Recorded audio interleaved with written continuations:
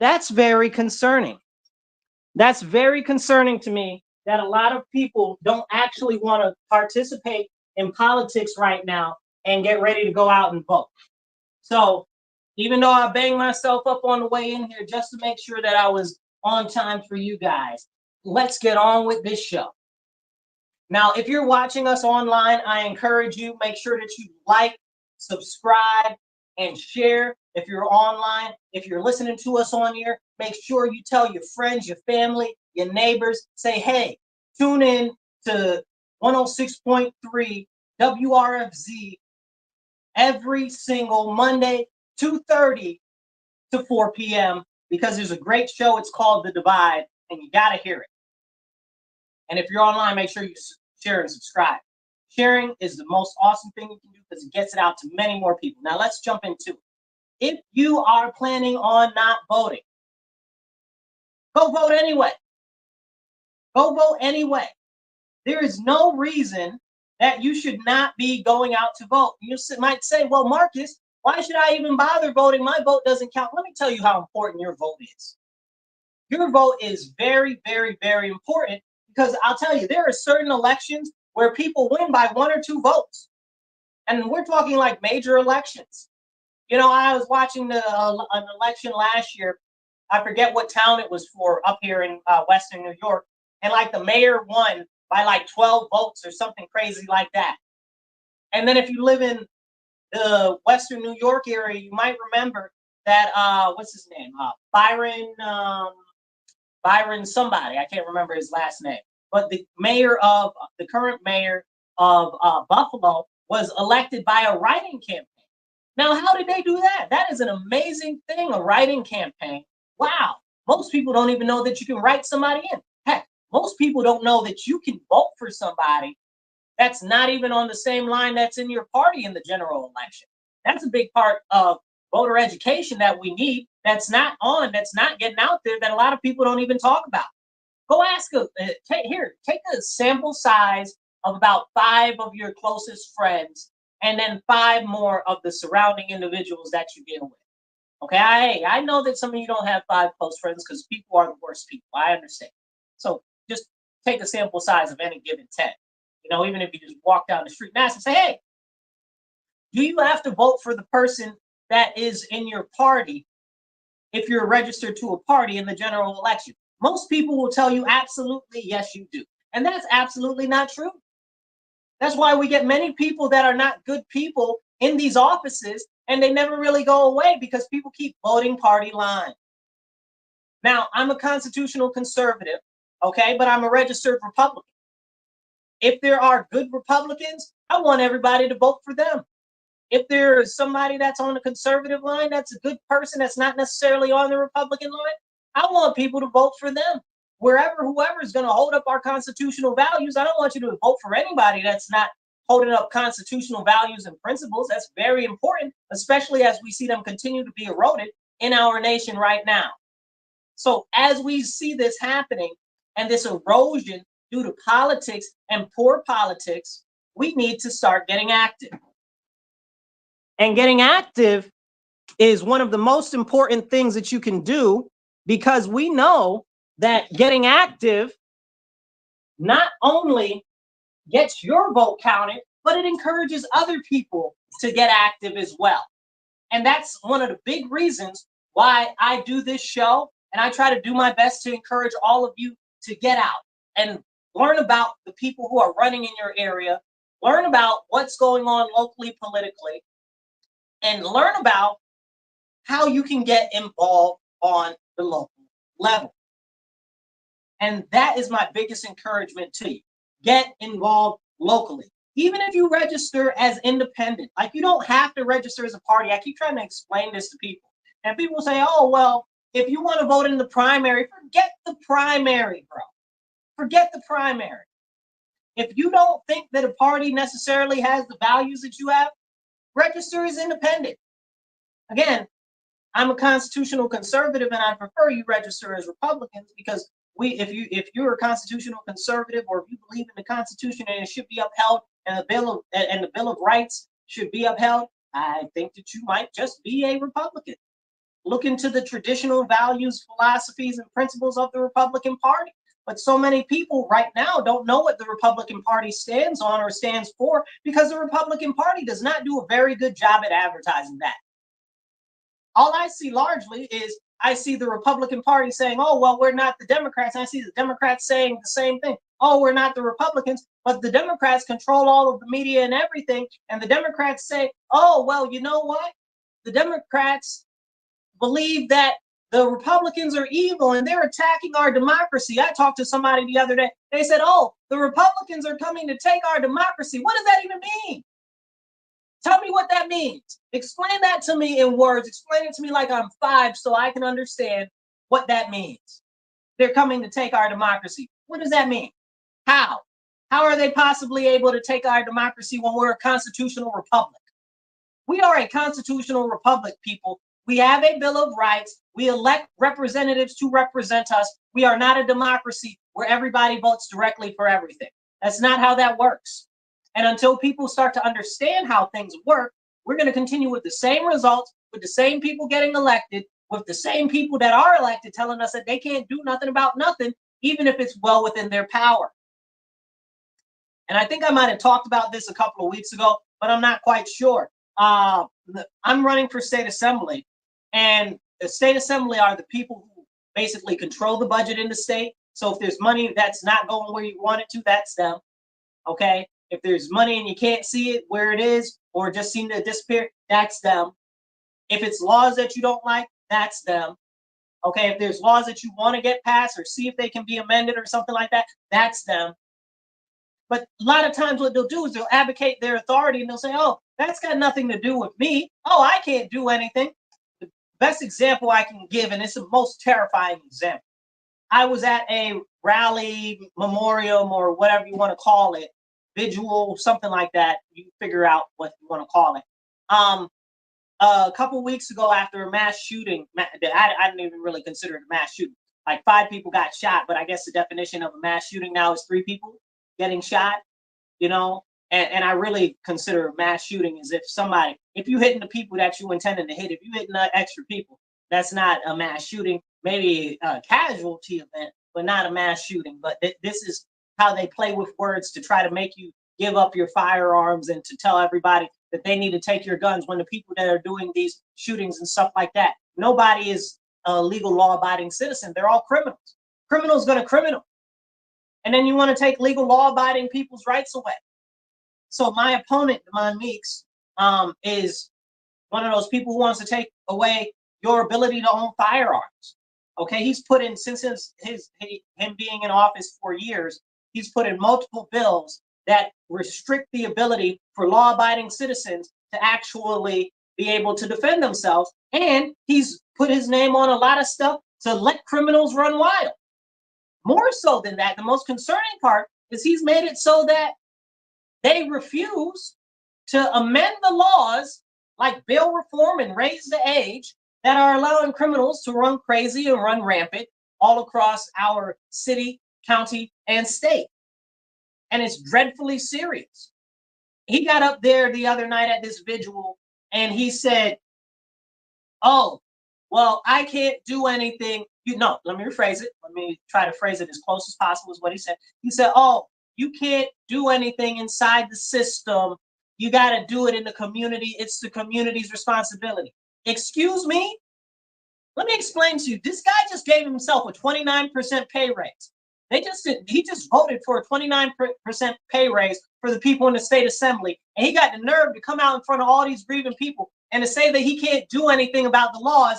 And he's the person that makes the laws and passes the laws. And then we had Senator Cooney there, who also makes the laws and passes the laws on the next level above state assembly and does the budget. And he said, oh, we need more resources. Well, we need more resources. But just a week before that shooting, you gave $30,000 to a drag queen, okay, to read books to kids. What are you doing? That's your priority, is drag queens over victims' families and over stopping the crime. Your priority is drag queens, bro?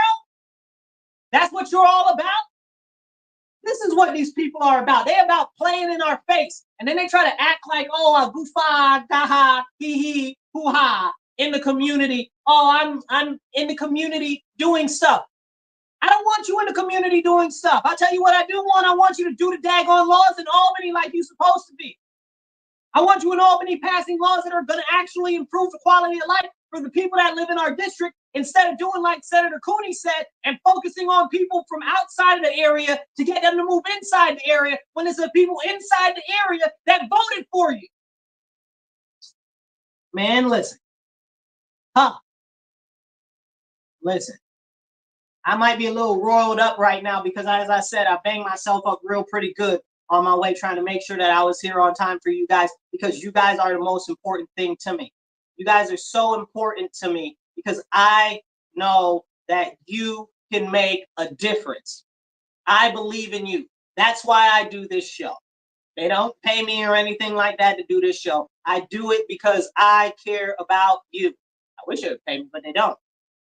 But if you guys would like to make a sponsorship or a donation or something, shoot me an email, marcuswilliams222@outlook.com. That's marcuswilliams222@outlook.com. Or if you want to donate to my campaign, you can do that right online, Marcus4Rochester.com. That's Marcus4Rochester.com. And you can do it like that. It's very important that it's very important to me that I'm able to encourage you that you can make a difference. And that's why I always encourage people, focus locally. Focus locally. Because locally is where you can make the biggest impact. The federal level, that maybe you can make a little bit of an impact, but locally is where it impacts you most and where it impacts you soonest at. That's where it is, okay? And when we focus local, that's when we can really make a difference. If we don't focus local, like right now, this whole presidential election and everything like that, they're trying to get you all involved in this presidential election so you don't look at the races for the House of Representatives, which are the direct representatives from your state to the Congress. Okay, they don't want you to focus on that, and they definitely don't want you to focus on your state elections. Like for me, I'm running for state assembly or for state senate. They don't want you to focus on those because those are the people that make the laws where you live, right? Like those are the people that immediately affect you with their laws, depending on what they set the stuff for taxes, like income tax. In New York State, we got crazy income tax. It's out of control. I'm supporting abolishing income tax completely. Hey, if it was up to me, we'd abolish federal income tax too. But in New York State, you got tax upon tax upon tax. You go to the gas station, they got gas tax. You go to just get a cigarette. I don't smoke cigarettes and I don't encourage it either. But you go get cigarettes, you got cigarettes tax. You go to buy marijuana, I don't smoke. But I'm telling you, the tax on the marijuana is like 30-40% on the marijuana.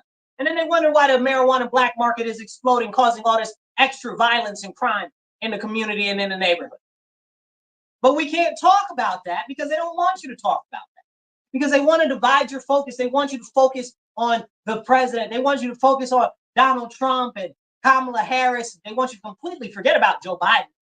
They want you to completely forget about Joe Biden. Is he alive? Is he breathing? You've seen him? You even heard anything about anything that he's doing in office? We got all this crazy stuff going on. The U.S. just changed its nuclear stance on Russia, China, and North Korea, talking about, oh, we can use first strike capabilities of nuclear weapons on them.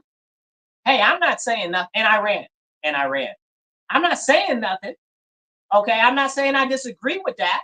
I'm not a big person on war myself. Okay, as somebody that considers themselves a warrior prince, I am all about the concept of war, but I would try to avoid it at all costs because I know the severity of the war and the severity of costs in life, okay, in environmental costs, okay, and to the future. Look at how many wounded soldiers that we have come home from battle now. And worse than that, look at how many mentally wounded soldiers that we have. I've got friends and I've got family that have had served. My family has a rich history of military service. And I've got a lot of family in the service still currently. But I know a lot of friends of mine that have come back from war and mentally it's been a very large impact, because you can't train for all the training in the world where if you've got a little kid that's running up on you with a bomb, and you got to put a little kid out of existence in this world because they're trying to blow you up. You understand what I'm saying? How can you live with that? You understand what I'm saying? And many people don't, because we don't have a warlike culture anymore. The what would you say? The common scenes that you would see in common warfare, the blood, the guts, the limbs, okay, stuff like that you would see, the grotesque nature of real combat, people just don't know and they can't associate with, because we're not taught that as children, as youth, that's part of life. We're taught, oh, flowers and bunnies and stuff like that, but that's not how war is. And our citizens need to be taught what war really is and what war really looks like. That's why everybody's over there like, oh, Gaza, it's a genocide. It's not a genocide. Ain't nobody dying over there like that. A couple thousand people died over there does not a genocide make. Does not. It doesn't. No matter how you want to look at it, it's a massive displacement. And because you don't want to talk about the fact that it's a massive displacement and not a genocide, the people over there that need help, that need housing, don't get it, because you out here running your mouth talking about it's a genocide when really it's a massive displacement. And then it's very interesting that all of these people that are coming from all these war-torn countries that are Muslim end up in Western European nations and in the United States when their own Muslim countries don't want them. Why is that? The other Muslim nations won't take these people. Neither should we. Neither should we, because we know that when you try to get these people to come into your country, that they don't want to integrate. They have no desire to integrate. They just want to come in and they want to force their ideals and thoughts processes on the culture of where it is. And right now, for decades, the people that are in power in the academic system, in the news media, and stuff like that have been subverting the traditional culture of the United States of America to soften it continuously. And it looks like something that you would see out of the plan book of the Nazis or out of the plan book of the communists to overthrow the U.S. internally. And that's what we're experiencing right now. But the education system is so jacked up that people don't even know about it. You know, today is the day of the 60th, I believe it's the 60th. Don't quote me on the number of years, but I believe it's the 60th celebration of the liberation of Paris from the Nazis. You understand? And maybe it's 80 years. I don't remember. My counting, let me see. Maybe it's 80 years, okay? But it's neither here nor there. But the point of the matter is we've got this great rise in socialism, right? The Nazis were socialists, right? Nazi stands for National Socialist Workers Party. Can we have that conversation? Absolutely not. They don't want you to have that conversation. They don't want you to know that. That's why they tried to pull all of the videos and stuff of Hitler and Goebbels, or however you pronounce his name, Goebbels, that guy. That guy was a master manipulator and a cunning speechwriter. And if you listen to the speeches that he gave and the propaganda that they got created, you'd start to wonder, say, hold on now. A lot of that stuff that the Nazis were talking are exactly the things that the Democrats are talking right now. You know, they got this whole joy, joy, joy. Kamala's like, it's all about joy. What joy? People aren't able to afford their rent or afford to feed their family. I was just talking to a young lady a couple of minutes ago, not too long, that works at a local business that's a friend of mine. And she was telling me, you know, she's got to take this other job and stuff too, because she just can't afford to live anymore. And that's terrible. And they're talking about joy. What joy? What joy? You've destroyed our economy. You have sent prices through the roof. You have told us that inflation is good. Inflation isn't good. Inflation increases the cost of everything. So that inflation is the silent tax on the working class and those in poverty. And they got the nerve to talk about joy. We got homeless people out in the street in droves. We got more homeless people now than ever. You look at California, where Kamala Harris is from, $24 billion over 3 years that they spent to solve the homeless crisis. They ain't solved nothing yet. They got more homeless people now more than ever. Where did $24 billion go? Don't nobody know. And it's the same thing with our local projects. I remember one year, a couple years ago, maybe about 5-10 years ago, They had a $32 million study that they put together in Rochester. Okay, they had some place out of somewhere else do the study. $32 million on why people are in poverty. It's so disgusting, it makes you want to spit. But I say it like this, $32 million to tell you why poor people are poor? I could have told you for 32. Shoot, I'd have done it for a couple of thousand. You ain't had to, you know what I'm saying? 32 million. Listen. It's just like how they're doing right now with this whole reparations thing for New York State. $23 million for a what do you even call it? I don't even know, a panel to discuss about the possibility of considering reparations. Are you stupid? Are you stupid? $23 million? That's only going in your pockets. Okay, ain't no $23 million to talk about reparations. Man, don't play in my face with my own tax money. It's frustrating. And back to the Kamala Harris thing with the joy, you know, it's joy through strength is a Nazi leisure propaganda thing. That's what it is. The Nazi leisure part of the party, you know, where they want to train people to go be strong and lift and pursue athletics and stuff like that, so that they be more fit, so that they be able to be more ready to be in combat, right? Like their whole slogan was joy through strength. Are you serious? And that's what they're trying to push now in the Democrat Party. Like, are we even listening? They're all Nazis. They're Nazis. Now they're talking about freedom and go USA and stuff. And the Democrats hate the USA and they hate freedom. They don't want you to be able to talk freely about anything, especially if you disagree with them. They don't want to hear nothing that you got to say, even a little bit. Not even a little bit. And it's very serious. And they'll tell you, matter of fact, Tom Walls said it the other day. He said, if you say something that goes against the government narrative, I don't want you to be able to say it. I don't think you should be able to say it. If you say something against what we believe is our democracy, you shouldn't be able to say it. If you say misinformation or disinformation or something hateful, that's not freedom of speech. Where are you reading the Constitution? You're not reading the Constitution. You done made some stuff up. Okay, that's not how the Constitution reads. Okay, if freedom of speech hurts your feelings, you just got hurt feelings. That's it. That's on you. Maybe stop being so soft. If somebody hurts your feelings or they say something that you feel is hateful or whatever, that's on you. Because I guarantee you, almost everybody that you say, somebody said something that was hateful to me. Who determines what hateful is?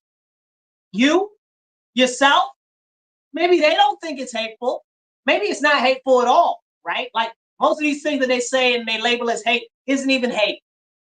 I remember when I saw some years ago, they started to say that everything was racist, everything is racist. I'm like, hold on, I'm a black man.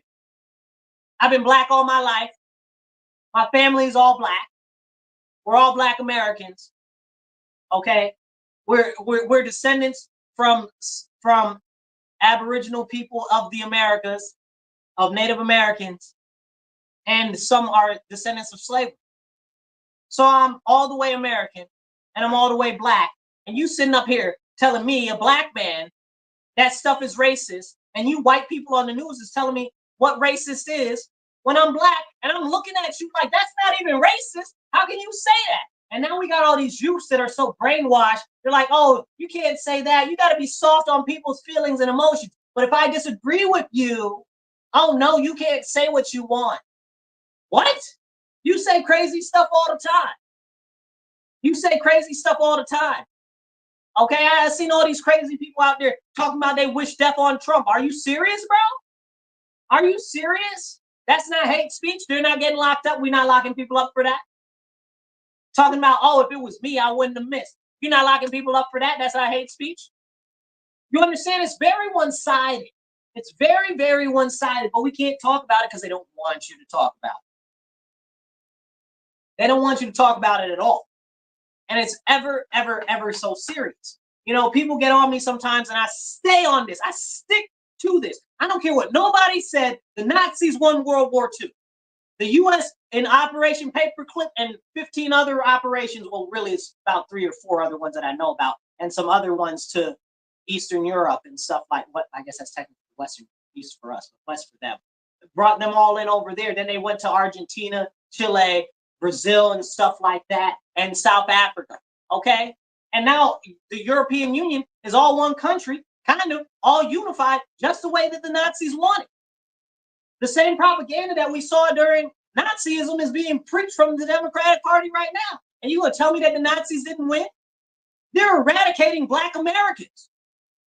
There is open genocide. You want to talk about genocide? Millions of Black babies, unborn babies, were killed, eradicated. Okay, because they push this propaganda about, oh, delete your babies, but we're gonna bring in all these illegal aliens with their babies, but they want you to get rid of Black babies. Explain it to me like I'm 5. Explain it to me. Come on now. Don't take a piss and tell me it's raining. This is serious, y'all. It's so disgusting, it makes you want to spit, man. I don't care what anybody says. The communists in 1948, there was a document that was read into Congress, and it was about the communist plan to take over the United States from the inside. Now, I know a lot of people don't know about this in America, but there were a lot of Nazi sympathizers before, and I wouldn't even say sympathizers, right? Supporters is a better word. Supporters in the United States before the end of the war and before they declared war on us. Okay, I guess we could thank Japan for that.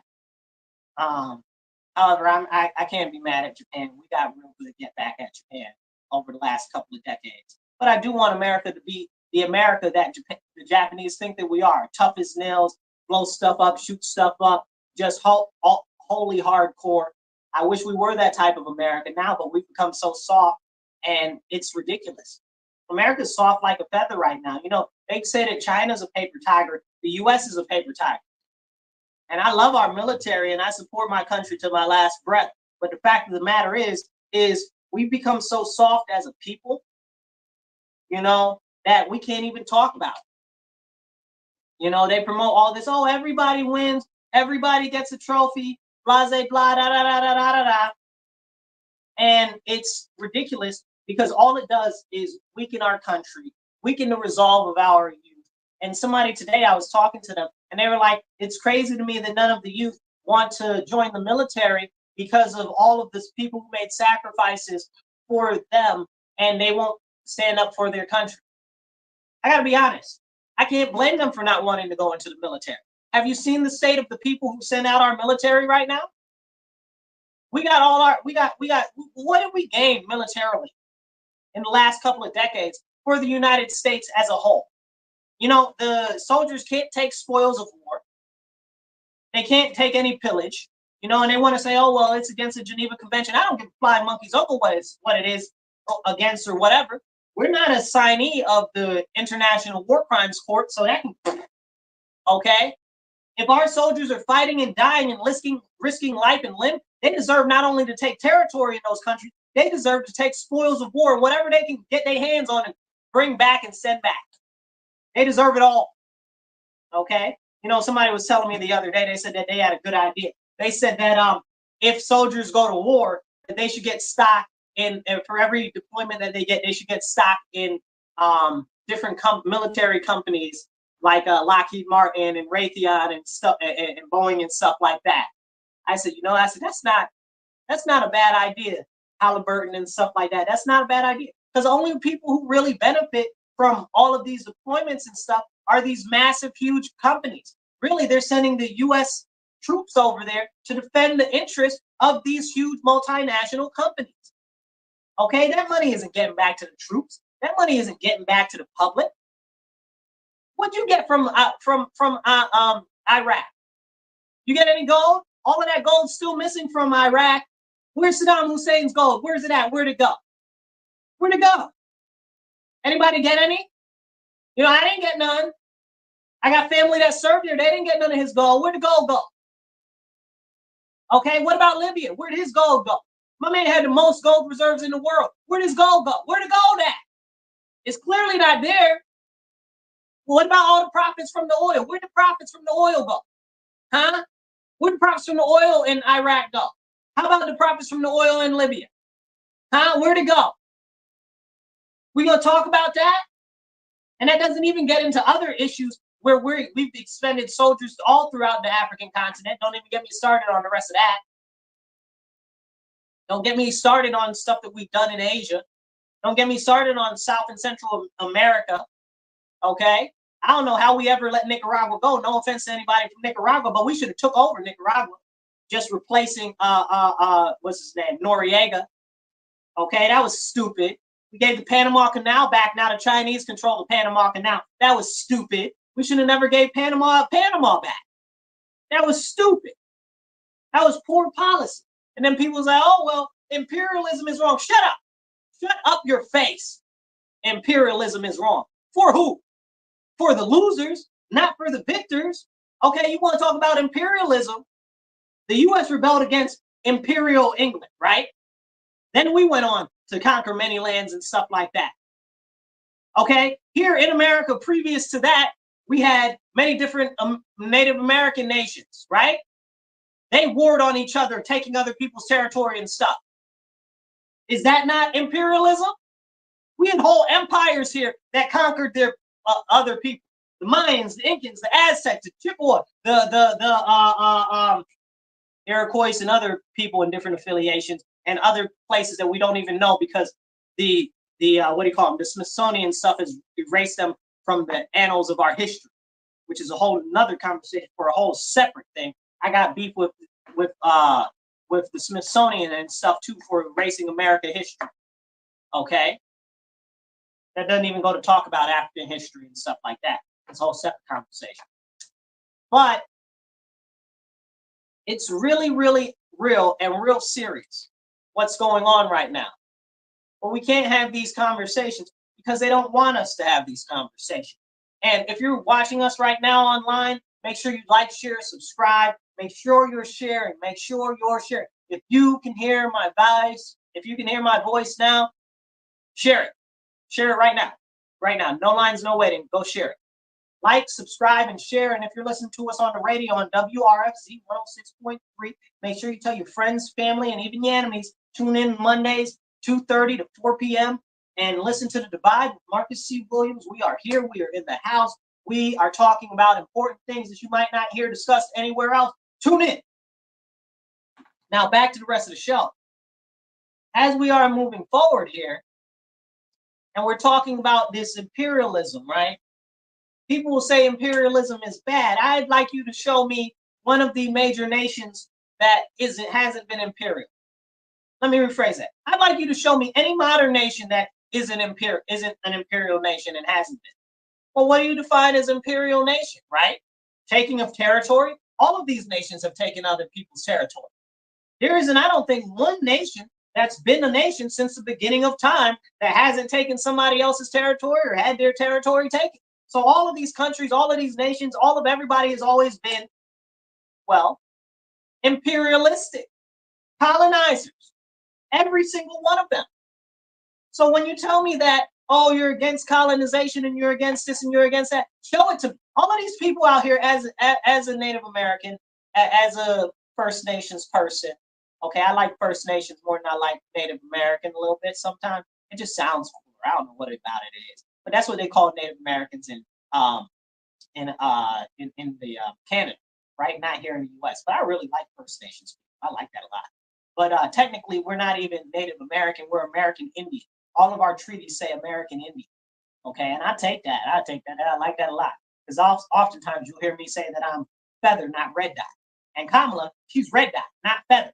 Okay, that's a whole separate conversation. I'm not getting into that part yet. But we see all of these serious issues and stuff going on right now because people are like, oh, I don't like this or I don't like that. You don't know what you like and what you don't like on scale for you as an individual, but now you're forcing your beliefs on somebody else. And I'm like, if you understand that that's what you're doing, I hear you. But if you try to act like, oh, you're not doing that, that's a bold-faced lie. And the leftists like to do that all the time. They're like, oh, well, I'm not trying to force it on anybody, but you are.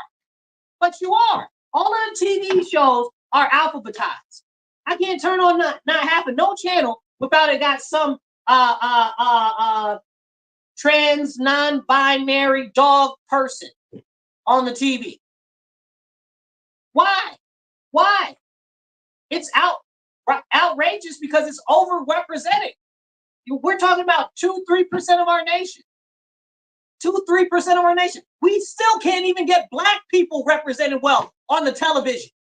And you got all these alphabetizers on there. And then they try to make it like the alphabet problem is the problem of the blacks. It ain't. It ain't. I don't know if I talked about this on the show before or not, but it's so disgusting it makes me want to spit, man. I don't know if I talked about this on the show before or not, but about a week ago, they tried to say that all of the L, the G, and the B are now trans. That there is no more lesbian, gay, or bisexual. All of those are subsections of trans. I told y'all and I warned y'all before that they're trying to get rid of gender completely and sex completely. People don't want to listen. People don't want to have those serious discussions because they want to feel all good because they've been told that they should feel good about this and feel good about that. When really they're just trying to pump in and propagate sin and evil and depravity and the erosion of the fabric of our society and push for depopulation. You think that this stuff is about being gay? You think that this stuff is about being trans? Absolutely not now, nor has it really ever been. It's always been a way to subvert the family in the United States of America. And now they're exporting it to other countries. It's always been about population control. This has never been about gay rights or people caring if somebody's gay. It's about encouraging people to look at this debauchery and this type of what do you call it? What's the word? I can't remember the word. Not what is it? Anyway, I don't remember the word. I'll think of it in a minute. But this type of debauchery and depravity as being something that's normal and natural. And it's not normal, nor is it natural. That's why it's expanding the way that it is. And people will say, oh, well, I don't want the chemicals in the water that are turning the frogs gay, like atrazine. You know, like these drugs that are being pumped into the kids and the youth, because all of the women now are on these birth control pills, and the birth control gets into the water, and you drink the water. So now you're creating all this extra estrogen, and now you got all these soy boys running around, and now they're telling you not to eat meat. So now you're even more feminine than you were before. And then they're telling you that being gay is okay. So now you're like, well, maybe I feel like a girl today, and da-da-da-da-da-da-da. Also, happy National Women's Equality Day. Okay, while we're at it. I'll save that for a little later.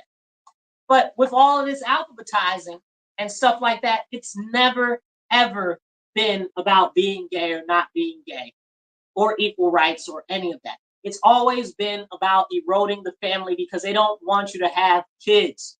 That's why we're struggling with our population right now.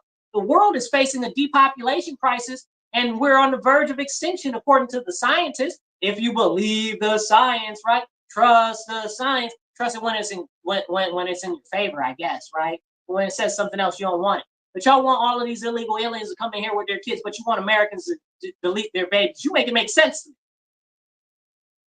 Out here propagating, saying, oh, well, delete your babies, oh, get a vasectomy and all of this stuff. You know, one thing I haven't heard them say, snatch out your ovaries, get a hysterectomy. I haven't heard them say that yet. You know why they're not saying that? Because they prefer that you get abortion than you get a hysterectomy, because they can make money off of the baby's body parts and the baby's cells, because they can sell them to companies and they can get paid for it because the companies are going to do experiments and stuff on it, because that's what they do.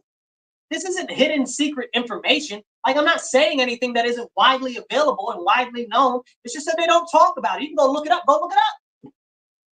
I often tell people, don't believe me because I'm saying it. Believe me because I'm telling you. There's a difference. I'm not just saying it just because. I'm telling you. And that's very important. A very important distinction. It's so frustrating. I encourage you all. It's hot outside. Please stay hydrated. I'm going to take a sip of this water right now because I am thirsty and it is quite hot in here.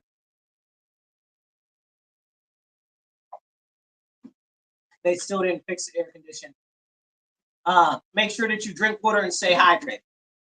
Not the tap water though, because that's filled with atrazine and all types of other drugs that's killing the people and destroying their ability to have fertility and stuff like that. But then we look at what's in the food and everything like that. Then that's a whole nother conversation about all the chemicals and stuff that they spray on the food, put in the food, and it's crazy. It's absolutely crazy. I look at it, we go back to talking about the issue of the U.S. changing its nuclear doctrine and its ability to be willing to use first strike capabilities against Russia, China, Iran, and North Korea. And then China came out, like, because that happened last week. China came out a few days ago, and they were like, "Oh, that's mean. You can't do that because you're bigger and you're badder than us. So you can't do that." Why not? Why not? China be over in the Philippines messing with them. China be over in the waters in Vietnam messing with them. China be messing up their boats. They be taking their land. They be messing with Japan and all of that, taking all of these people's stuff. And they be like, "Oh, well, no, it's okay. It's okay. Everything is perfectly fine." Everything is not perfectly fine. Why would you possibly think that everything is fine?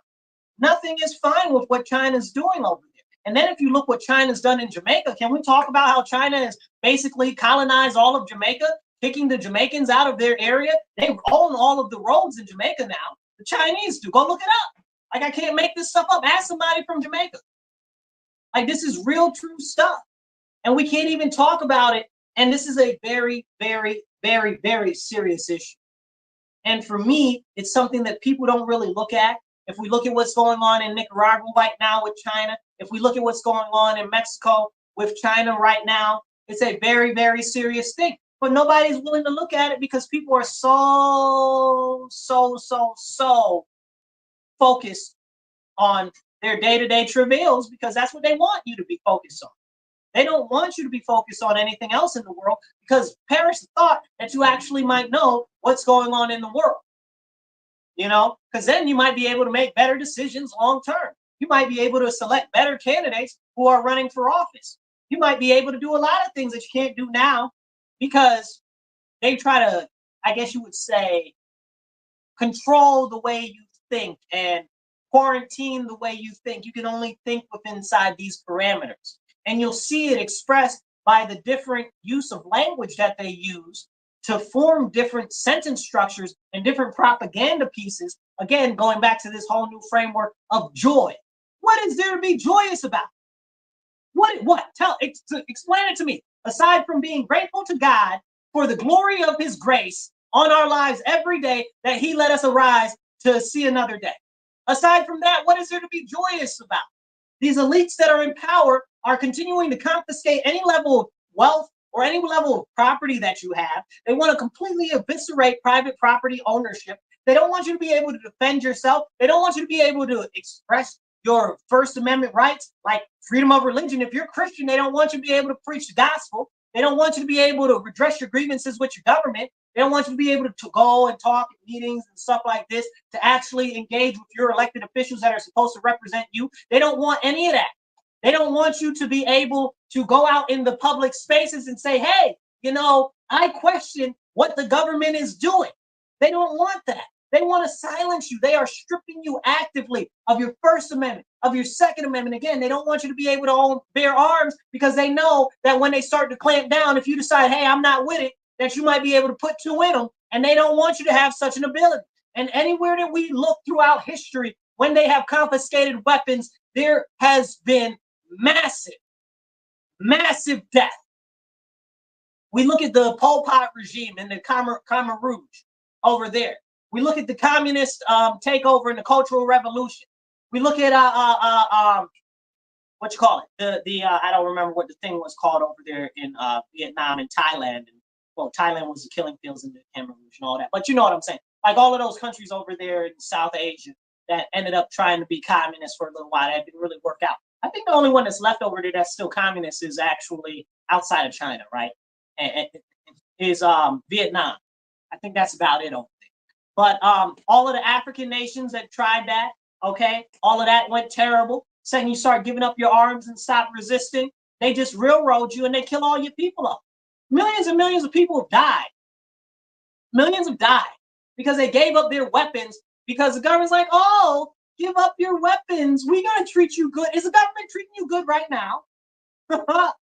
Is the government really treating you good? I'd like to know. If somebody believes that the government is treating you good and you're watching us online, please leave a comment online. Tell me that the government is treating us good. Tell me that they're not trying to confine and control our food supply, that they're not out here telling you that you should eat less meat, that they're not pushing hundreds of thousands of farmers out of business by their policies that they're putting in because they want to control the food subs. Okay, tell me that Kamala Harris didn't just get up the other day on the TV and say that she wants to put in government price controls, which is something that is a Soviet style of communism. Hello, hello. Somebody tell me that the government is treating you good. Tell me, show me. Okay, maybe the 10 fairy princesses that were boys that now say that they're girls because the government decided that they were going to pay for their gender transition. Maybe you feel like the government's treating you well. But how's your pocketbook look anyway? They still taking money out your pocketbook regardless. They might have gave you all these surgeries, but you still can't afford to live because everything's so daggone expensive. Come on now. Tell the truth, shame the devil. Because all that this is depravity, deviance, and pure evil. That's what we're experiencing right now. We're experiencing evil being incepted into every fabric of our society, and then them trying to tell us that evil is good. I feel like the Bible says something about that. That they would call, at one point, you will come to a point where they call evil good and good evil. And that's what we're seeing right now. And they'll be mad at you if you call evil out. You can't even say, no, that's not good, or no, I don't agree with that, and that's evil. Tell me who the government is treating good. The illegal aliens, because they're giving them $13,000 a month to live here? They giving you $13,000? They ain't giving me $13,000. My own city pays $10,000 to anybody that's going to move here for a job. I've owned multiple businesses here, employed multiple people here, okay? Tens of people here, okay? Not hundreds, but about 100 people at one time that I've employed before. And these people, and it's crazy, they ain't never give me no money in this city. Where my money at? I want my $10,000 for myself. I've worked here, I've lived here my whole life pretty much. Where's my $10,000? Huh? And that's just my city trying to move other people in here. That ain't talking about the money that the state is giving these illegal immigrants, illegal aliens, excuse my language. I'm sorry, I didn't mean to call them immigrants. They're not immigrants, they're aliens. An immigrant is somebody that actually goes through the appropriate process to try to get into the country. And a migrant is not what these people are, because migrant means that they're moving from inside the country to another part inside the country already. That's not what we're experiencing. These are illegal aliens. They're giving them $13,000 and stuff a month. Now in California, they're giving them zero down interest loans and $30,000 to buying a house. $30,000, bro. The housing crisis right now. Can you afford to buy a house right now where you live? Can you? Would you like $30,000 to help buy yourself a home? Because maybe you're going to have to go through the southern border and come back in illegally and say, no, it's no speaker to English, okay, to get this $30,000 in zero down interest. Do they not act like they know that the homeless crisis is ballooned, as we talked about earlier in California? Now they're trying to do the same thing in New York. They already did a similar thing in Maine. They did a similar thing in Maine. They built all of these new, beautiful new houses and stuff, and they're only for illegal aliens. Only. What about American citizens? What do we get? The shaft is what we get. And it's a rugged shaft with barbs on it, and it's rusted. And they ain't even give you no lubricant. Okay? It's ridiculous and disgusting. Makes me want to spit. But this is what we're facing as actual American citizens. These people are stripping us of our rights. I didn't even get into the 3rd or 4th Amendments. Don't even get me started, you know, and they don't even get me started on the 5th Amendment and stuff like that, because, you know, they got a lot of these things which you can only have if you're one of those special people in those groups, because illegal search and seizure continues to happen and continues to go on. We're going to talk about that. Now they're talking about they're going to make it so that the people, that the National Guard and stuff can come in your house and what do you call it? House themselves. There's a word, it's in the Constitution. I forget the word that they use. But they can house themselves inside your property. The government can just take your property for their own personal use. That's why I'm not a fan of, what do they call it? Eminent domain. Absolutely not. The government should not be able to take your stuff from you. It's your stuff. You deserve it. You own it. That's it. Government been too way wide. And we need to stand up. And we need to get active. And we need to start on the local level. Because this whole confusion with the president and the president nonsense, okay, that's a distraction from local politics on the state level where the laws are made that are going to impact and affect you every single day. Every single day. Most sheriffs are elected. That's an important role for people to have. We need to be making sure that we get constitutional sheriffs in these sheriff's positions. These local elected officials, we need to be making sure that the city and town council members are people who actually believe in the Constitution, who actually believe in serving the people instead of serving themselves and private interests. Okay, we need to make sure that these people that are running for a state assembly or state house, depending on where you are, state representative, whatever you call it, where you are, depending on what state you're in, state senate, stuff like that. We need to be making sure that these people are willing to uphold our state constitutions and our federal constitutions, because they're slowly eroding and chipping away at them. It's Women's Equality Day, right? They got this proposition in New York State right now. I think we talked about it on the show before. It's called Prop 1, okay? And they're working on putting it on the back of the ballot this year. I'm going to encourage you to vote no, and I'm going to tell you why. It's because in that, the way that it's written, like the ERA was a massive thing, right? A massive win for women's rights and equality and all of this and all of that, right? Well, now they're stripping women of that with this new thing. And they're trying to say that it's the ERA, but it's not. We already have an Equal Rights Amendment. It protects on sex, creed, all of these other things and everything. But now they're trying to add all of these extra things in there, okay? Okay, you can't discriminate on gender identity. I don't even know what a gender identity is. How am I supposed to know what you identify as? Especially with all these non-binary, trans, poly-binary people that they shift what their gender is. I'm gender fluid. So yesterday you were a bird, today you're a little boy, but you look like a grown woman in her 60s. I don't know. I don't know what your gender is.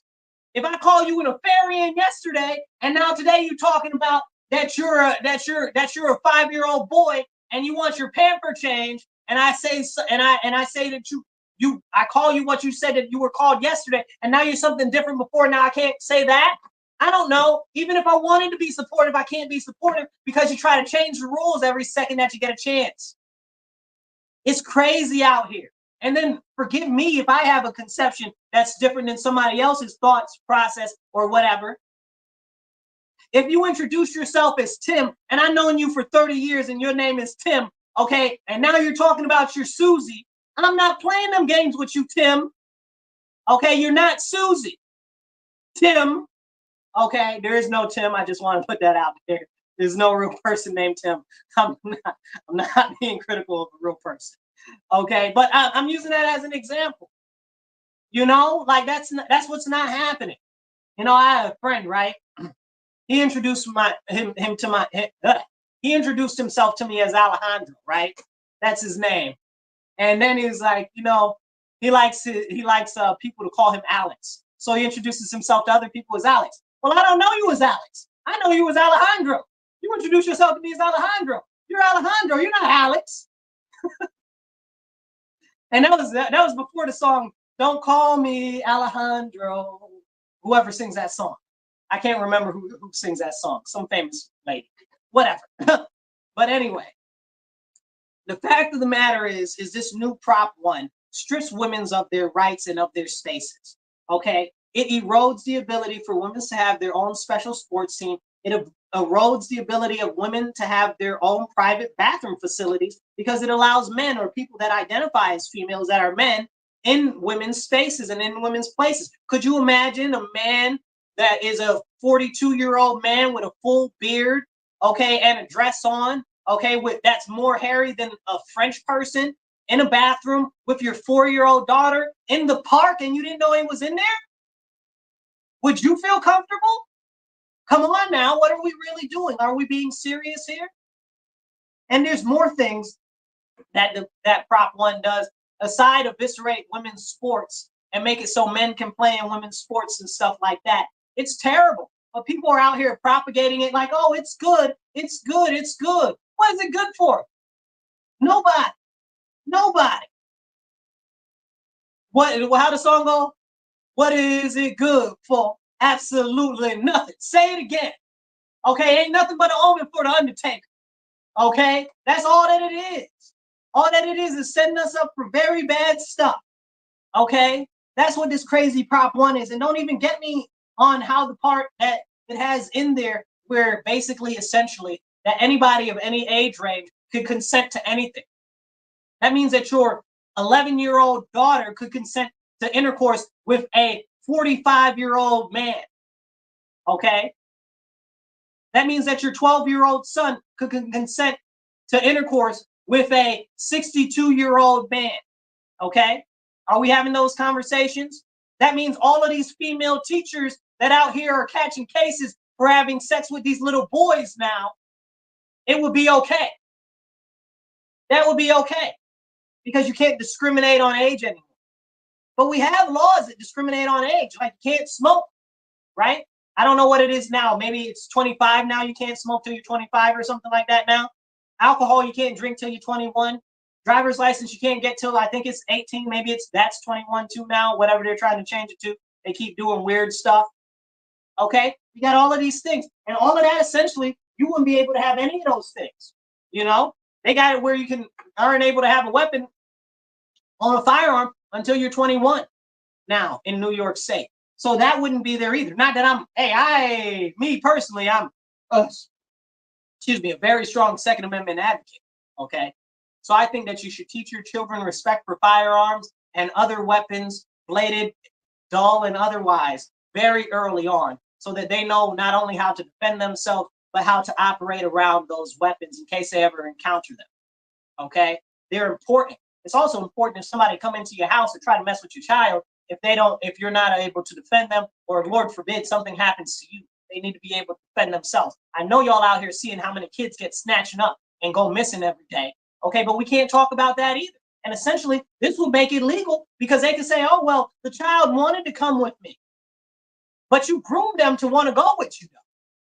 But you've been teaching them since they was like 8 that they should come with you, and now you don't kidnap them essentially when they're 11. But it's okay because you can't discriminate and it was of their own free will. That's what this stuff opens the door for. We've already got it in New York State where if you're 12 or older, you can have basically any type of medical procedure done. I bet you didn't know that without your parents knowing. You can have, let's say you want to take hormones. You can take hormone blockers, or you can take hormones. You don't have to tell your parents unless something goes wrong, and now your parents are going to be held responsible for that if they don't even know. Let's say you want to do genital mutilation on yourself, okay? Let's say you want to change your gender. Fingers, I'm using quote fingers if you're on the radio because there ain't none of that. You can't really change your gender, okay? You want to cut off a healthy limb or mutilate a part of your body to try to make you feel like you're some other gender, okay? You could do that if you're 12 in New York State. You don't have to tell your parents. And with this law, the way that the law is written, it's not even a law, people. If you listen, it's not even a law. It's a constitutional amendment. That makes it worse because there's no recourse if it's a constitutional amendment. That's very, very serious. So that means that your child now, it used to be 12, now they can do it at any age. Now, I don't know about you, but I don't think a 5-year-old is going to be able to make the best life decisions. That's just me. That's just me. I don't think a 12-year-old is going to make the best life decisions, but that's also just me. Could a 12-year-old make great life decisions? I'm sure they could, absolutely, right? Like you used to be an adult when you were 13. You know, we still have bar mitzvahs and bat mitzvahs right now. And when you're 12 or 13, you're a man, you're a woman, whatever the case is. You know, we still got quinceañeras. Okay, you're a woman when you're 15. You know what I'm saying? So we still got those. But you're not anymore, though. You know why? Because of the schooling system and this whole concept of let a kid be a kid, let a child be a child, keep a child in a child's place. So they're not educating them properly to be able to have a cognitive ability of critical thinking, to have a good idea and sense of what's wrong and what's right and how they should be able to forward for the future. Okay, they've stolen that from these generations. That's why if you go and you look at, like, even in Europe, right? Even in Eastern Europe, you got a 13-year-old there is more of a man than 21-year-olds over here. You go to the Middle East, a 13-year-old there is more of a man than a 21-year-old man here. Some more than 36-year-old women and men, you know, and it's so disgusting. It makes you want to spit. It's frustrating because this is what's being done. They're being purposefully minimized and made small-minded so that they're not able to conceptualize what is right and what is wrong. So now you're making it so you can't discriminate on gender, and you can't discriminate on age, and people can make all types of decisions at any age range, but they don't have the mental capacity to do that because you've kept them from that. That is the largest evil that you could put upon somebody, from my point of view, because you purposefully held them back so you could do bad things to them. You didn't even give them a chance. And that's just pure evil, pure evil. So I encourage you to vote no. And there's a whole bunch of other things that Prop 1 opens the door and opens the gate for too. Like, it opens the gate for you not to be able to speak publicly about our Lord and Savior, Jesus Christ, or about our Father in heaven. Because if somebody says, oh, you offended them, then you're going to jail. In England right now, they've arrested in the last couple of weeks 3 or 4 people for praying in their heads outside in public, for praying in their heads. I pray over all my food all the time. If you got to take me to jail for praying outside publicly, out loud, or in my head, it is what it is. I'm not recounting my God and giving him up, okay? Lord bless, mwah. Okay, our Father in heaven above. I'm not giving up Jesus Christ either, okay? I'm not. It's not about to happen. Jesus laid out the path for us to get closer to our Heavenly Father so that we can have a chance for salvation and we wouldn't have to be stuck with eternal damnation, that we can have everlasting eternal life if we believe on Jesus and his teaching, that he died for us and he rose again after 3 days so that he can lead the way and clear the path for our sins to be forgiven with the Lord our Father in heaven so that we can have eternal life. And I encourage you, even if you're not Christian, read your Bible, okay? And if you don't have a Bible, go to a church. They should give you a Bible for free. If they don't give you a Bible for free, they ain't a good church. I said what I said, okay? Because I give you my Bible if I didn't have one to give, okay? And it's very important, especially if you're one of them falling off Christians. I encourage you, go read First Thessalonians and First and Second Thessalonians and First and Second Corinthians, because that'll really tell you what time it is. Because I know a lot of Christians have fallen off, but those books right there really go back over the real stuff that we deal with every day as Christians in society, and why it's difficult to be good Christians, because we struggle with the flesh every day. But there are so many people out there that don't even realize that or know that, because they haven't read the Bible. They haven't read it for themselves. They might even just have heard it from somebody else or have heard it from the church, and the church don't preach it right. And people will say, oh, well, I'm not sure because it can be interpreted this way. This person interpreted it that way. No, it ain't no interpretation. What's the interpretation? The Bible, it's in chapters and books and verses. You understand what I'm saying? The verse is it exists in the context. I'm going to steal that from Kamala for a minute, right? It exists in the context. You got to exist in the context of the context. So what it is the context of the whole book, right? Like if I'm saying First Thessalonians, for instance, it needs to be in the context of the First Thessalonian text, right? And then it's broken down into chapters, which most of the original manuscripts weren't broken down into chapters. So you really have to understand the whole context of what's going on there. And it's there if you read it. That's why I'm not very keen on certain churches just taking and cherry picking verses. I'm not very big about that. When I hear somebody read one verse, I want to read the whole chapter to see if I can get the context of what's going on. Because I don't know. I don't know what I don't know, right? Unless I'm very familiar with that book. I mean, shoot, this is six books. I mean, and then that's including if you don't include like Maccabees and other parts if you're Catholic or whatever the case is. Okay. All the other, what they got, 73 books, something like that. I don't even remember. A lot. 84, I don't know. I'm making up numbers now. Excuse me, my Catholic brethren. I can't remember. That's on me. Okay. But we don't have the Apocrypha in Protestant Bibles anymore.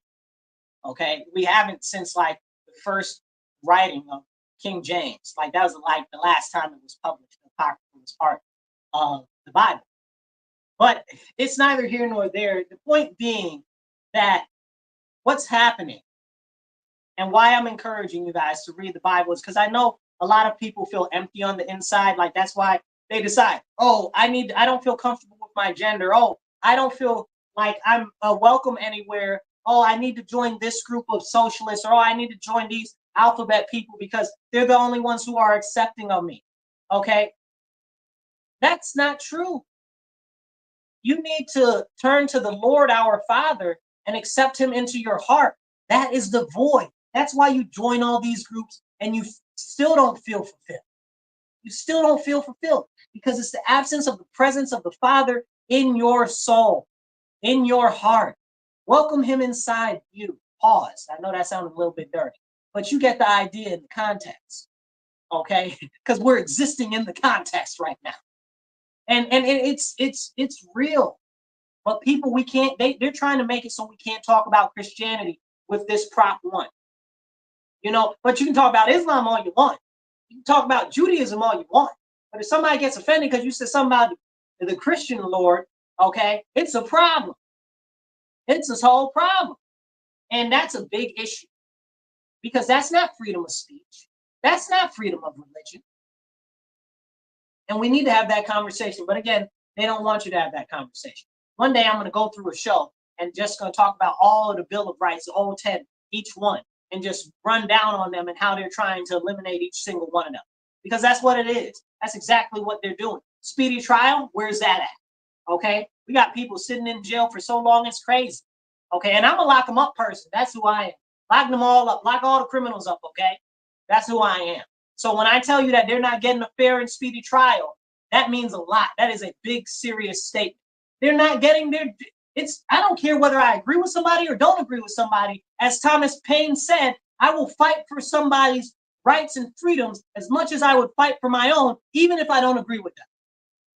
But in America right now, that has been lost. And other people don't care about your rights and freedoms. They care about them being so right and so righteous. That's why we must stand up. We must stand up and we must speak up. For me right now, I look at it as though we need an American revival, a return to our traditional roots, to our traditional values, a return to our Constitution, our founding documents. That's what we need a return to. We need an American revival because right now we have gone so far from the course of our nation. The globalists are taking over everything and they're convincing you that it's okay. And it's serious. I'm going to encourage you guys to drink water. I'm going to drink some water right now. Stay hydrated. It's hot out there. Water is important.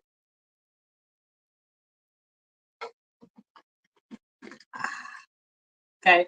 It's 85 degrees here where I am, and they forgot. They forgot to turn on the air conditioner. Maybe you want to skip. But what we got, what we got here is a failure to communicate. And I laugh about it, but it's very direly serious. What we're experiencing right now is a loss of communication on the level of interpersonal communication and on the level of government. They don't want you to have a communication with your government. I call my state assembly person right now. This is one of the reasons why I'm running against him right now. Okay, and I encourage you, donate, volunteer, whether you're local or whether you're not local, you can still donate to my website, www.marcus4rochester.com. That's Marcus4rochester.com. But this is one of the reasons why I'm running against my opponent, Demond Meeks, right now, because very simply, if I call him, I want to talk to him. I love his legislative aid. They're okay. I love everybody else in his office. They're okay. But I don't want to talk to them. They're not my elected representative. He is. So if I call and I got questions about a ballot initiative, or if I got questions about a bill and I call, I want to talk to him about it. I don't want to talk to them. He's my elected official, not those people. Those people are paid to be there. I want to talk to him. I want to talk to him. I want to talk to nobody else. You can't make me talk to nobody else. You can't deny me the right to talk to my elected official. Are you serious? Then when you talk to these people, legislative assistants and all, they don't even know what's going on with the laws. They don't know. I'd be like, did you read such and such law? No. But your homeboy is a signatory on it. He's a co-sponsor. You ain't read the daggone law? What's going on here? They don't know. He don't know. His name on the daggone thing. What are we doing here? What are we doing here?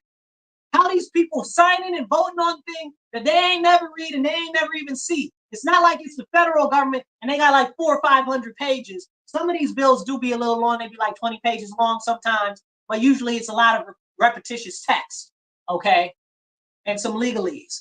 But they should be reading these bills. You're getting paid to read these bills, to vote on these bills, to propose bills for your best of your constituency. What is going on? My computer. Listen, let me tell you about the district that I live in, and this is why it's so important to me.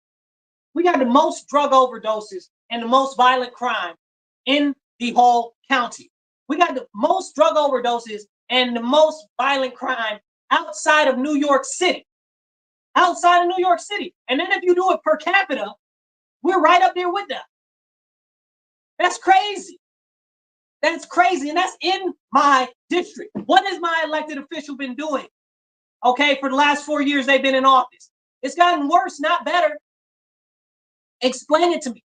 And that's not even talking about how the costs have skyrocketed to live.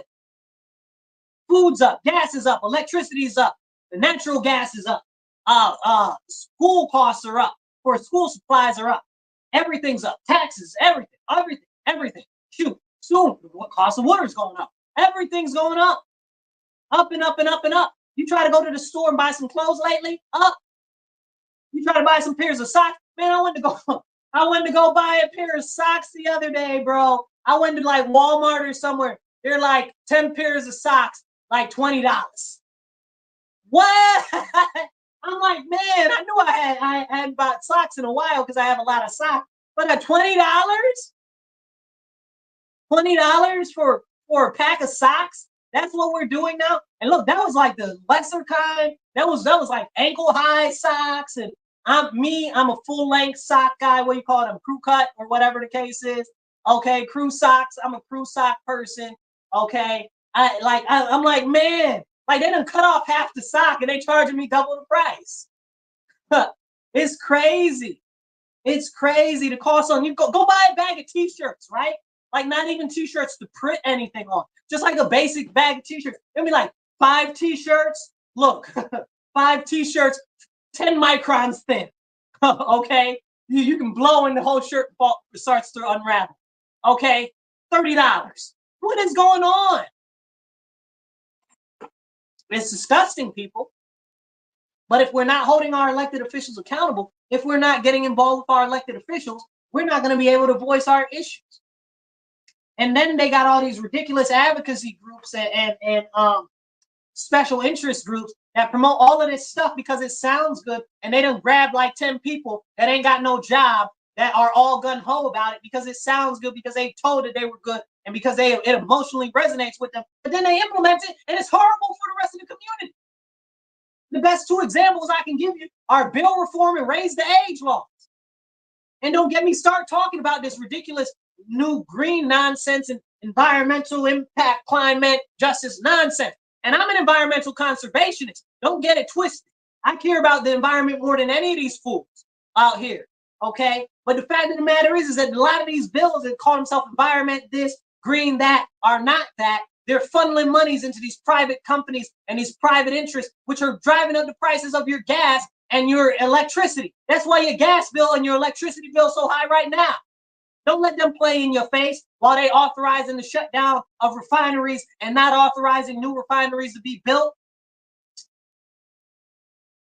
And that's coming from me, and I'm not a fan of fracking either. Okay? But natural gas is a great resource. I don't know how old you are that's listening, but you'll remember that not even 5 years ago, natural gas was a big, giant thing. You know, it burns clean. Well, it burns clean. Why all of a sudden we're trying to get rid of natural gas? You understand what I'm saying? It's a plentiful natural resource. It's a plentiful natural resource. Why are you trying to get rid of it? We got this eternal flame up here in New York State, not far from where I am. I want to say Is that one in Litchfield, or is it? I don't know what. No, the other park. I can't remember the name of it. It's closer than Litchfield. It doesn't matter what park it's at, but we got this eternal flame that's been going for like 150 years or something like that. It's some natural gas deposit that got lit underneath this waterfall, and it's been going for like 150 years. You understand what I'm saying? Like, natural gas is a good resource for us. Plus, we live in a cold weather climate. You know, we ain't got all the electricity in the world. You know how much electricity the air conditioners run? Imagine how much if everybody got to have an electric heater. Come on now, stop playing with it. Come on. And I don't know if you've ever had electric heat, like baseboard heaters or even the electric heaters that you plug in the wall. It never quite seems to be warm enough. And most of the housing stock that we have here in Western New York is old housing stock. We're talking turn of the century, not the turn of this century. We're talking about the turn of the 1900s. Okay? Like the house that I live in, I think the house I live in is 1898. Okay? Is the house I live in. The next four houses next to mine are like 1910 and 1898 and stuff like that. That's a lot of these houses up here. But most of these houses you see up here were built in the 1930s and stuff like that. We got houses up here still with rat tail wires. If you're not sure what rat tail wires are, go look it up. Okay, it's this old type of wiring that's crazy. Okay, we still got it like in my house. It's all horsehair and plaster. Like, Marcus, what's horsehair and plaster? Go look it up. That's how old it is. That's what I'm trying to tell you. Okay, it's really real. And they're telling you, oh no natural gas. Let me explain something to you. We have a history in New York State of people freezing to death because they don't have adequate heating. Freezing to death. And I'm not talking about back in the 1950s or the 1960s. I'm talking about over the winter. Over the winter. I'm talking about we had a snowstorm in Buffalo last year, or maybe it was a year before. And we had a snowstorm and people were freezing to death in their homes. Hello, because the power got knocked out and they didn't have natural gas. Wait, what? The power got knocked out. Let me get real close to the microphone so you can hear me good. The power got knocked out and they didn't have access to natural gas, so they froze to death right here in Buffalo. Can we talk about it, though? Makes me want to spit. But this is the stuff that we're experiencing every day on a daily basis. And we can't have these very serious conversations that are needed, that are necessary, because they don't want you to talk about it. But back to Prop 1, before I get ready to close, make sure that you like, share, and subscribe to this show. If you're online watching right now, don't hesitate. Share it now. Share now. Share now. Subscribe. Make sure you like. Tell other friends about it. And if you're listening to us on the radio, make sure you tune in every Monday from 2:30 to 4 p.m. on WRFZ 106.3 Rochester Free Radio to Dubai with Marcus C. Williams. We are here giving you all the good information in your ear. All right. So as we continue with the show here, I wanted to touch on a couple of things. And I encourage you, if you follow me, if you don't follow me on other social media, I also do a podcast on Sunday.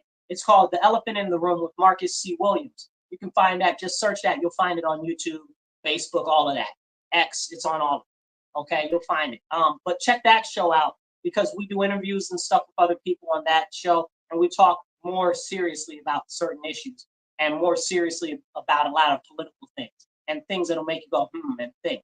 Similar to what we do on this show, but more with a little bit of a different focus and also with more guests. So right now, share it. Share the show. That's what I'm asking of. But as we continue forward, vote no on Prop 1 this year when it comes up. Vote no, vote no, vote no. And if you want to find out more information about it, go check out protectkidsny.com. That's protectkidsny.com. And they've got a lot of good resources and information on it. And if you want to set up a time where they can come out to your church or your synagogue or your, I don't know, maybe you play dominoes or backgammon on the weekend, you want them to come speak at your group there or give you information to share with them, they'll definitely give you the right information to share so that people can get more aware of what's going on, because this is crazy. And if this proposition passes and it comes to be a constitutional amendment, we can pack it up, y'all. We can pack it up. But the problem with packing it up is there ain't nowhere to go. We can't leave here. The fight is here in New York. Look at what happened in California. That spread like a cancer. all through the West Coast. All the West Coast is like California now. Colorado, Washington, New Mexico, all of it, all of it. Nevada, I don't know if I said Nevada, and even parts of Texas, Houston, okay? And the East Coast on New York is spreading to the other states. Maine, okay? New Hampshire got a little bit of stuff going on there. They all right, but they ain't good. They ain't in a bad shape getting there quick, okay? It's spreading to Massachusetts. Massachusetts is pretty bad too. Okay, they got we don't spread that goes on. Okay. I was talking to a friend out there the other day. She's like, y'all not even welcome down here. I was like, oh, that's cold. I was like, that's cold. How you gonna do us like that? You know, but that it goes to show how the influence is traveling and it's growing and growing the rest of our nation. There is nowhere to run. Here is where to fight. Don't talk about now. Let's buy time. Okay, not forming a cavalry to come back and save nobody. Don't play in my face. We are the only people that are here that are saying anything. It's us that stand up now. It's not later. I was looking online though, a little meme online. Today, not tomorrow, today. And I laugh, but it's serious. Today, not tomorrow. Tomorrow's not promised. We don't know how many tomorrows we got left. And if something like this gets across the line, if we don't get enough people in office this year, Lord, Lord, Lord knows. Lord knows better than I do what's going to happen. But I couldn't imagine that it's good.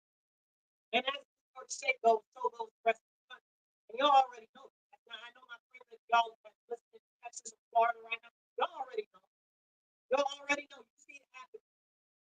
Don't tell me you don't. I know you know. So it's time for us to stand up, and I hope you support us and our individuals trying to fight back.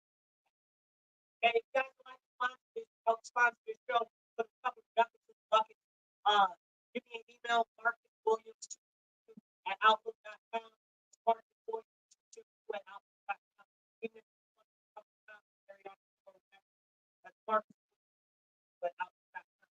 And if you really appreciate what I'm doing and fighting down here, trying to fight for my locality here, even though I'm running for state level, all of New York, donate to my team, www.rochester.com. Now, these are my tools. It is time for us as individuals to stand up and take action. If you want a restoration of America, if you want a revival of America, if you want to restore America to our traditional constitutional values, it is up to every single one of us.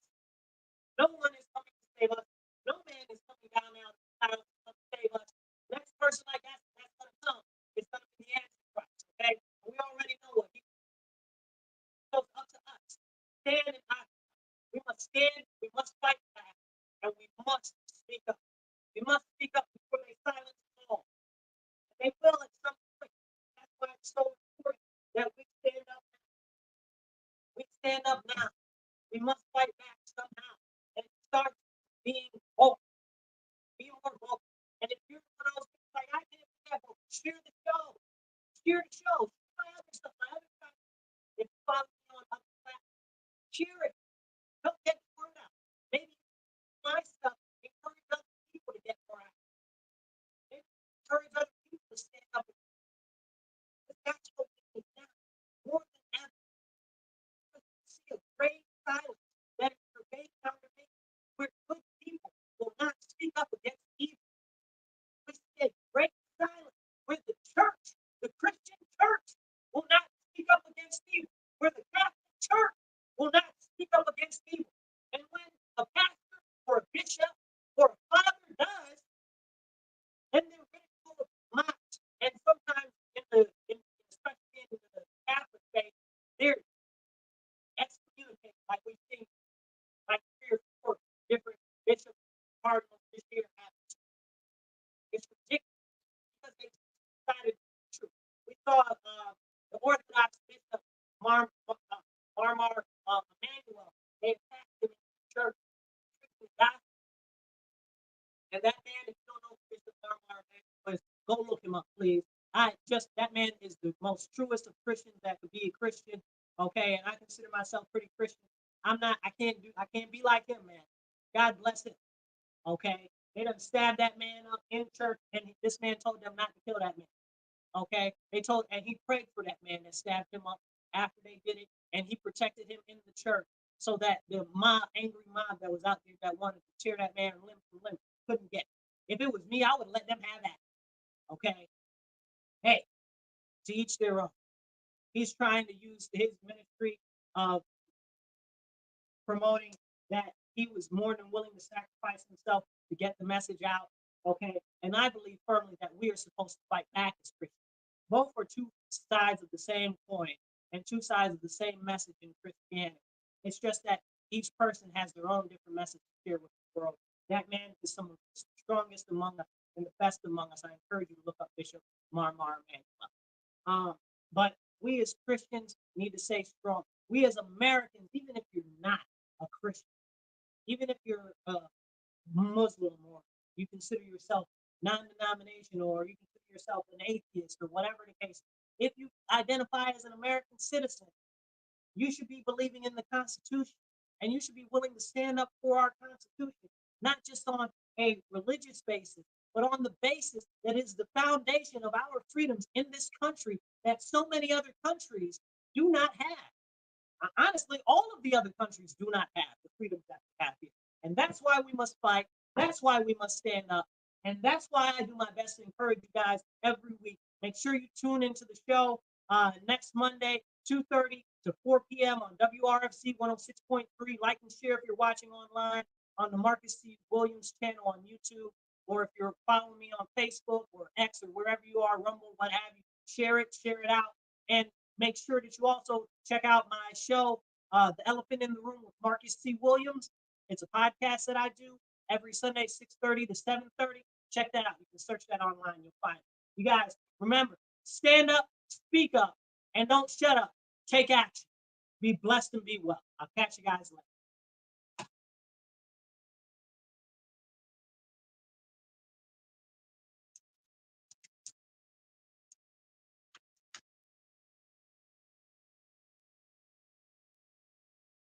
All right, guys. I'll catch you guys later. I'll see you later.